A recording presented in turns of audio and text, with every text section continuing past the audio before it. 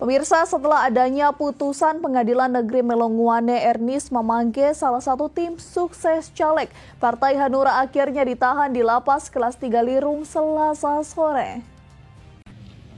Dengan menggunakan rompi tahanan, terpidana kasus tindak pidana pemilu Ernest Mamangke pada Selasa sore sekitar pukul 17.30 tiba di lapas kelas 3 Lirung.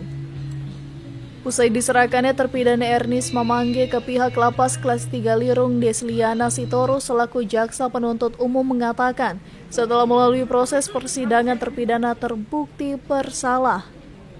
Baik, hari ini kami melaksanakan putusan dari pengadilan, yang mana putusannya adalah pidana penjara selama 6 bulan dengan denda 10 juta subsidiar 2 bulan, yang mana apabila terdakwa tidak membayar maka menjalani pidana kurungan selama 2 bulan.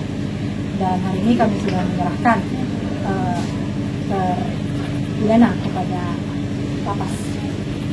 Bahwa memang dari Bawaslu dalam hal ini yang tergabung dengan tim Gakumdu hari ini melakukan pendampingan untuk menyerahkan terpidana di lapas Lirung.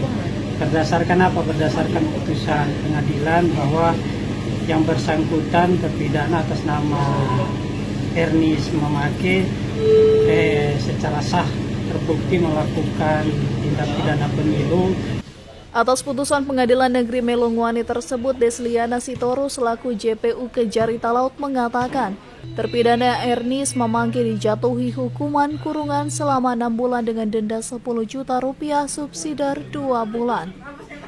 Diketahui terpidana Ernest Mamangke merupakan salah satu tim sukses dari caleg Partai Hanura Dapil 2 yang tertangkap tangan dalam operasi tim Gakumdu Talaut pada 13 Februari 2024 silam atau sehari sebelum hari pencoblosan. Dari Talaut, Alfred Tumanung melaporkan untuk Kawan Wa TV.